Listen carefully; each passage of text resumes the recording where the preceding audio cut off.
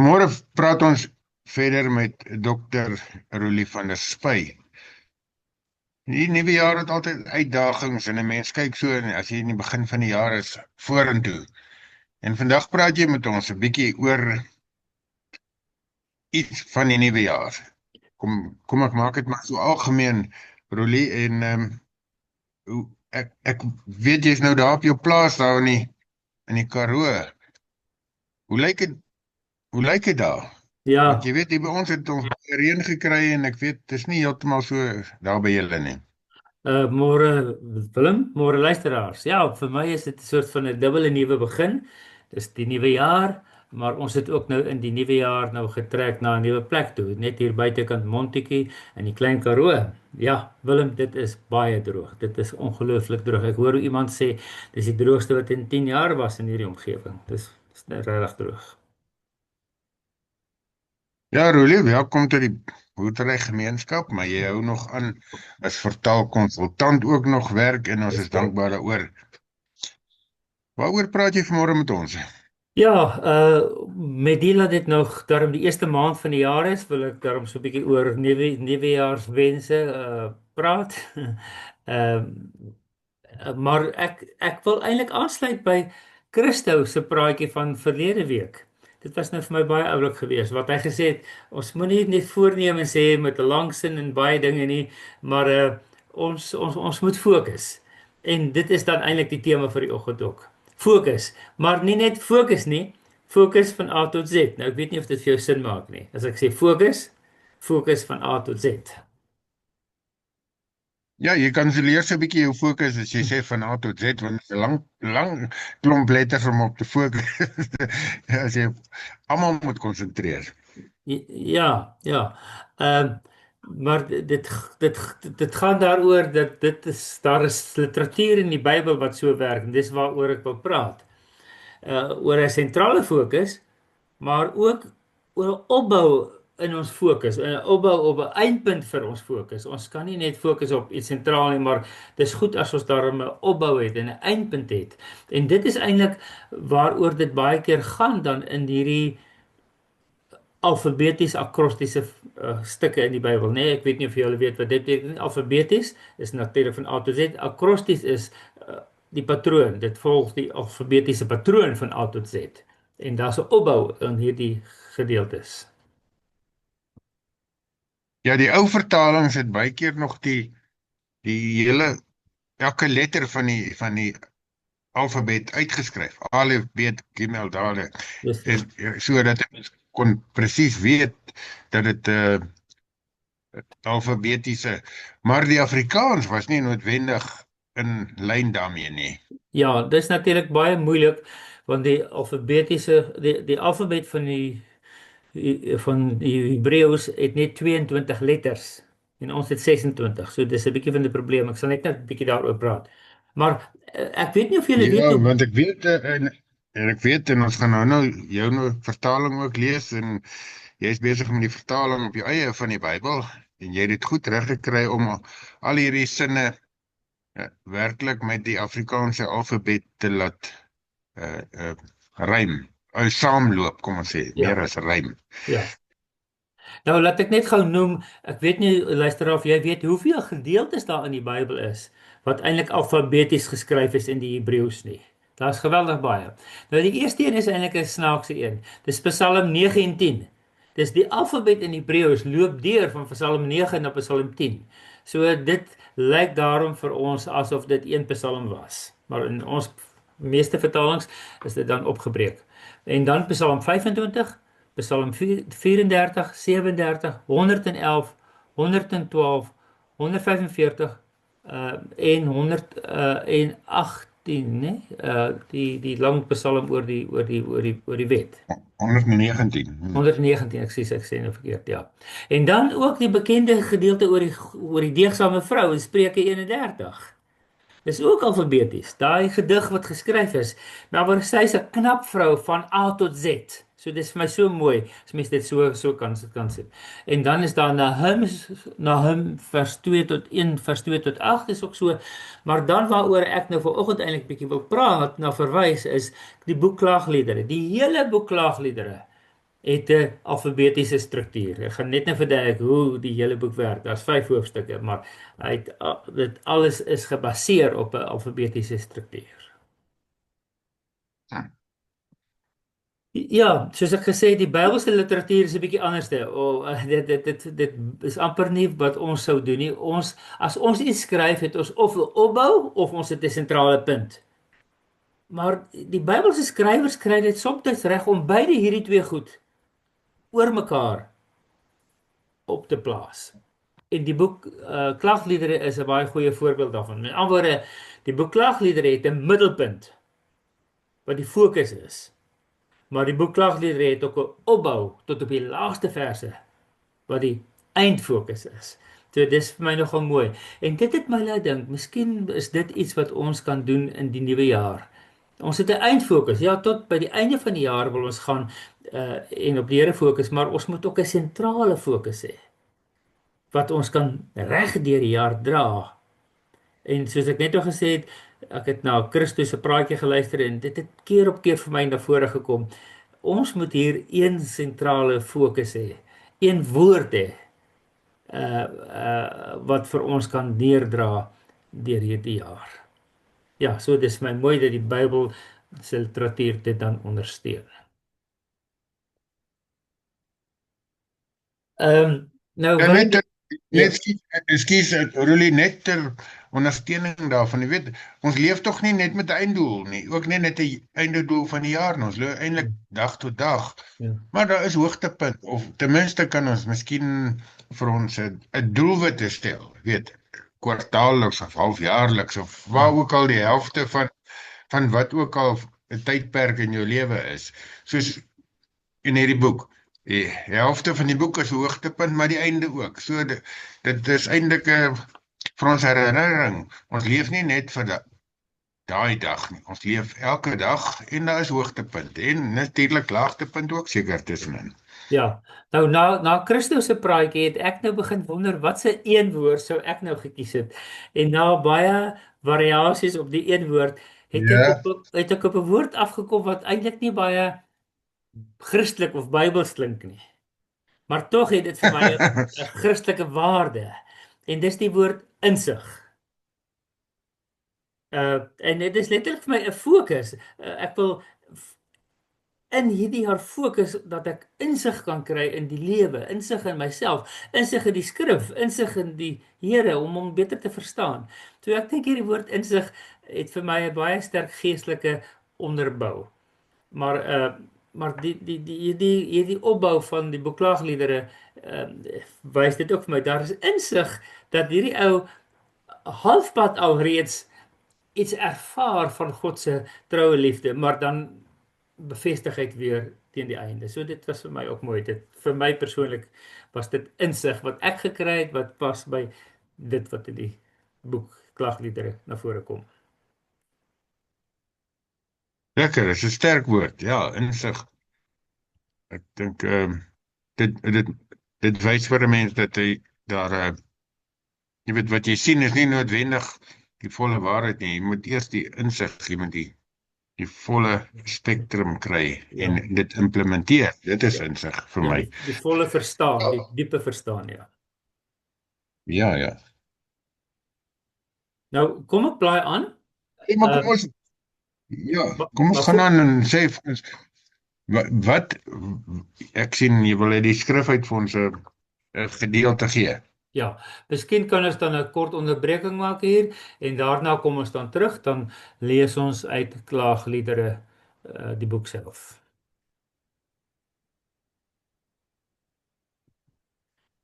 Ja, luisteraars, soos ek gesê het, die boek Klaagliedere het 'n opbou van A tot Z, maar het ook 'n sentrale fokus. En dis waarna ons kyk. Ek wil graag net vir julle verduidelik hoe werk hierdie opbou van die boek. Hoe's die boek geskryf? Nou op my skerm hier, as julle op YouTube gaan kyk, sal julle sien Willem het net nou genoem van die ou vertalinge, die Alef, Bet, Gimel so ingehaat. Maar julle weet, die 2020 vertaling het dit weer teruggesit. Want hulle het gesien wat die waarde daarvan is. So die eerste 3 versies Alright, ek kyk nou na hoofstuk 3. Die eerste 3 versies is begin met die letter Alef, die A letter in Hebreëus en die tweede 3 begin met Bet en die derde 3 begin met Gimel wat nou eintlik 'n G is, maar by ons is dit 'n C. Nou ek het in my poging om die Bybelse literatuur beter te verstaan, het ek probeer om dit dan in Afrikaans volgens die alfabet te vertaal. Maar ons het 26 letters. Maar omdat ons nie eintlik 'n C letter het in Afrikaans wat goed werk nie, ook nie die X, die Y en die Z wat goed werk vir Afrikaans nie. As jy daai 4 uithaal, bly daar 22 letters oor. So ek het die boek Klaagliedere oorgeskryf met die eerste hoofstuk 3 byvoorbeeld, die eerste letter, dan is A, dan is dit 'n B, dan is dit 'n D want ek het die C geskep. Dan is dit 'n E en 'n F en so gaan ons aan met al die letters van die alfabet behalwe daai paar. So die opbou van hierdie boek Klaagliedere is interessant. Daar's 5 hoofstukke. Hoofstuk 1 het 22 verse wat vir die 22 letters van die alfabet is. Hoofstuk 2 het 22 verse. Hoofstuk 4 het 22 verse, hoofstuk 5 het 22 verse, maar die middelste hoofstuk het 66 verse. So dis letterlik 3 keer soveel as die alfabet. En daaroor is daar 3 lyntjies elke keer wat met dieselfde letter van die alfabet begin. So in hoofstuk 1 22 verse en elke vers begin met die volgende letter van die alfabet. Hoofstuk 2 dieselfde, elke volgende letter van die alfabet. Maar hoofstuk 3, elke 3 verse dieselfde letter van die alfabet. Hoofstuk 4, weer soos 1 en 2, elke vers begin met die volgende letter van die alfabet. Maar hoofstuk 5, interessant, het 22 verse, maar hy volg glad nie die alfabet nie. En daar's 'n opbou in hoofstuk 5, na die laaste 3-4 versies. Daar's net 'n opbou, maar hulle op die struktuur van 22 verse. So 'n baie interessante opbou wat hierdie boek het. Hoofstuk 3, 66 verse, het staan uit, dis die middelpunt. En hoofstuk 5 wat dan hierdie patroon bietjie breek en op die einde fokus, wys vir ons daar is ook 'n fokus. Net oor die struktuur, daar's baie strukture in die Bybel, net soos wat ons weet, daar's wysheid literatuur, daar's meer poëtiese, daar's meer geskiedkundige, maar daar's ook baie psalms, gedeeltes, strofes, wat strukture het. Die Bybel is baie lekker geskryf, interessant geskryf, dat 'n mens dit kan lees en bestudeer. En dis nie net eenvoudig 'n klomp letters en iemand het maar net aan mekaar geskryf nie, net soos wat ons miskien sal wegval in 'n storieetjie skryf. Daar's werklik struktuur in baie van die boeke en die hoofstukke. Ja, die Bybel is regtig is baie sterk literêre werk. Hy is altyd volgens mooi literêre reëls en regulasies geskryf. En dan hierdie alfabetiese gedeeltes, nee. Die rabbies het gesê, hoekom beskryf ons dit van A tot Z? Dan sê hulle, laat ons kan weet waaroor ons moet kla, dat ons kla van A tot Z, dan weet ons wanneer ons moet ophou kla. Maar in dieselfde sin is dit ook, as hulle dan 'n pryspsalm geskryf het van A tot Z, beteken dit hulle het God geprys ook in die volheid, van A tot Z vir God geprys. So dis vir my baie mooi dat dit beperking stel op die klaaglied, maar dit is gee 'n volheid vir die prysgedeelte van die lewe, van die lied, van die gedig aan die Here God. Ja, mooi. Goed, kom ons lees dan nou die korterige gedeelte dan uit die middel van hierdie boek uit, Klaagliedere 3 van vers 22 tot 33. So dit is die middelste gedeeltetjie van die hoofstuk. Dis die middelste gedeelte van die boek. So dis die middelste fokus. En die mees bekende verse in die boek Klaagliedere kom juis uit hierdie gedeeltes uit. Onthou luisteraars, ek het dit sommer 'n bietjie self hervertaal vir my eie liefde vir die skrif en die struktuur van die skrif. Daaroor klink myne 'n bietjie anderste, maar ek is hier by dan letter I, J, K en L. Dis die letters wat ek dan hier het. Vers 22, 23, 24 begin almal met die letter I. Vers 25, 26, 27 J en dan K, K, K en so gaan dit aan. So ek het dit so vertaal soos dit dan in Hebreëus is, maar met Afrikaanse letters van die Afrikaanse alfabet. So kom ek lees dan vir ons Klaagliedere 3 vanaf vers 22 tot 33. 22i. In sy goddelike liefde het die ewige God ons bewaar. Daar is geen einde aan sy verbondsliefde nie. In die môre is dit weer nuut. U getrouheid is groot. In my hart troos ek myself. Die ewige God is aan my kant. Daarom plaas ek my vertroue op hom. So daai is daardie bekende, sy goedheid is nuut elke oggend. Dis daardie gedeelte. In die môre is dit weer nuut. U getrouheid is so groot. Dis daardie gedeelte. Vers 25, die 3 J letters. Ja, die ewige God is goed vir hulle wat op hom bly vertrou. Vir die mens wat na sy wil vra. Ja, dit is goed om stil te wees en op die redding van die ewige God te wag. Ja, dit is beter vir 'n mens om sy las te dra as hy nog jonk en sterk is. Interessante versie. Dan die K letters. Kom, laat hy stil en geduldig bly as God hom 'n las oplê. Kan hy, selfs as hy in die stof byt, nog bly hoop? Kom, laat hy sy wang draai om geslaan te word, tot hy die veragting nie meer kan vat nie. L, lankmoedig is die Here, hy verwerp 'n mens nie vir altyd nie.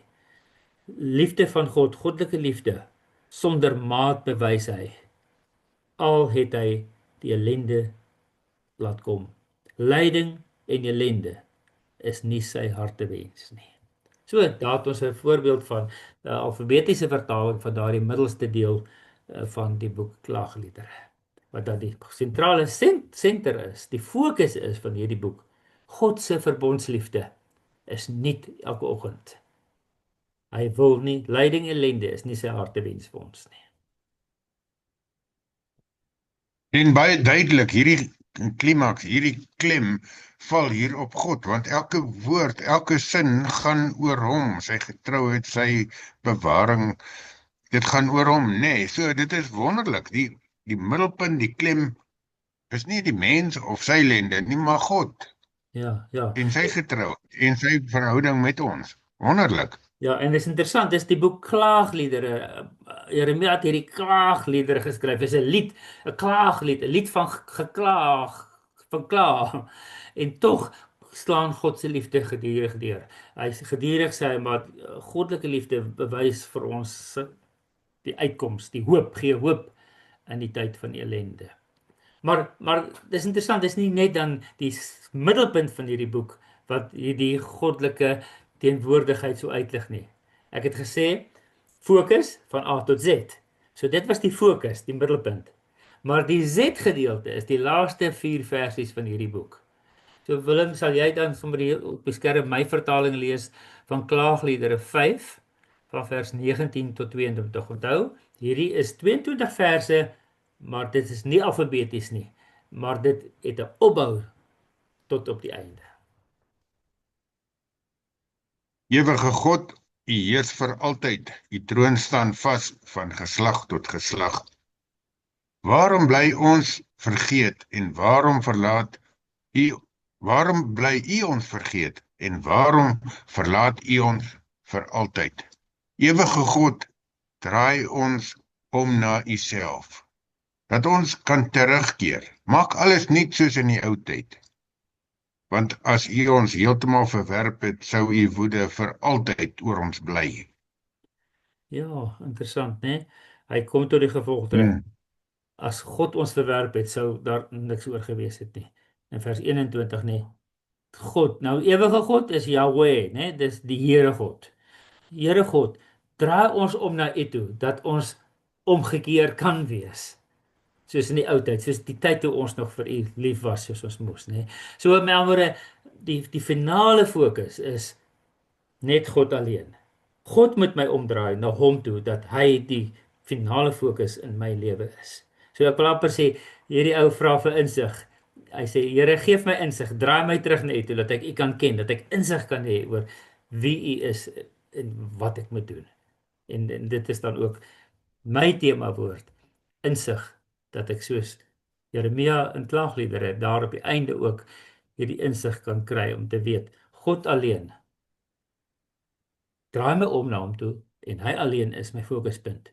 Want as hy dit nie doen nie, vers 22 is amper soos 'n voetnootjie. Want as hy dit nie doen nie, as hy ons verwerp het, dan sou dit vir altyd gewees het.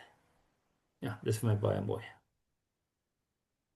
Ja, en dit is 'n baie kras gevolg, nee, as die Here nie ons omdraai nie. Ja, baie sterk Ja, eintlik appel wat tot ons gerig word om seker te maak dat ons nie daar kom dat die Here ons vir altyd sal of verwerp. wil Ja, verwerp. ja, ja, ja. Ja, Wil jy 'n laaste gedeelte wat jy met ons praat, want wil jy nog iets sê, want ek wil graag net vir die luisteraars sê, dit wat jy vir ons sê en lees, het 'n spesifieke betekenis vir my, want ek sien telkens jou vertaling en hulle kan dit kry, hulle kan net eenvoudig op ons YouTube gaan, Roelie van der Spy of self Willem Lombard, maar Roelie is makliker want dit is net sy goed. So, en dan kan hulle sien hoe is hierdie vertaling in detail. En as hy dan sê ewige God, jy vertaal Jahwe as ewige God, nee, so dit is vir jou spesifieke betekenis, is ek reg? dis korrek, ja, ja, want Yahweh beteken hy is, dis iemand is wat sal wees en wat altyd is. Ja. En dan ook die vertaling wat nie in ander vertalings. Ek het dit eintlik nog nooit gesien as ek reg, ek weet nie of ek dit al in Engels gesien het nie. Dat hierdie volg van die Hebreëse alfabet werklik so gevolg word in Afrikaans, A, B, C, D. Dit is die enigste vertaling wat ek van weet wat dit so, jy kan gerus dit gaan lees en ons hoop eendag kan ons die hele Bybel so kry van jou familie. Maar baie sterk. Jy sê dit is sommer net so 'n vertaling. Ek wil dis hoekom ek dit wil beklemtoon. Dit is nie net so 'n vertaling nie. Dit is 'n baie definitiewe gekeerde woordeskat wat hier gebruik word met spesifieke redes. So want ek nooi die luisteraars pertinent uit om te gaan kyk op ons YouTube en dit vir hulle self te leer en te lees wat daar staan. Dankie, Rulie, miskien 'n eindgedagte of 'n laaste paar gedagtes van jou.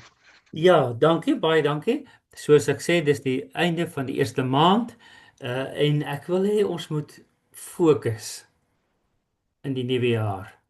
Ons moet 'n sentrale fokus hê, maar ook 'n eindfokus hê. Nou, soos ek sê, my fokuswoord wat ek daar by Christo gekry het, is insig. Maar ek bid dat ek insig sal hê die hele jaar deur, maar tot nog aan die einde van die jaar. Ek hoop jy het ook 'n fokuswoord wat vir jou sal dra deur die middel van die jaar, maar wat ook nog vir jou waarde sal hê aan die einde van die jaar. Mag die Here jou help dat hy jou fokus kan wees in hierdie nuwe jaar. Ja, dankie Rulie. Ja, en ek wil ook weer vir die luisteraars na aanleiding van laasweek se praatjie, maar ook vanoggend joune. Kyk, kies vir jou 'n woord wat jy wil fokus op hierdie nie 'n lang sin nie, want dit tydjie raak jou sin weg. Maar as jy onthou dis insig of ek wil eintlik nie Rulie se woord herhaal nie, want dan kies almal nou hierdie woord. Elkeen moet persoonlik gaan sit en dink, wat is hierdie woord wat ek op wil fokus? Wat gee die Here vir my dalk vanoggend om my besig te hou vir 'n paar maande of vir die res van die jaar? Goed. Baie dankie luisteraars. Ek sluit af as julle dalk vir my wil kontak, vir my iets wil vra of wil raad gee, kontak my gerus asseblief. My nommer is 074 419 8353. Mag die Here jou fokus wees in die middel van die jaar tot aan die einde van die jaar. Totsiens. Dit was Dr. Rulie van der Spy met sy praatjie lig op die skrif en baie dankie Rulie, tot 'n volgende keer.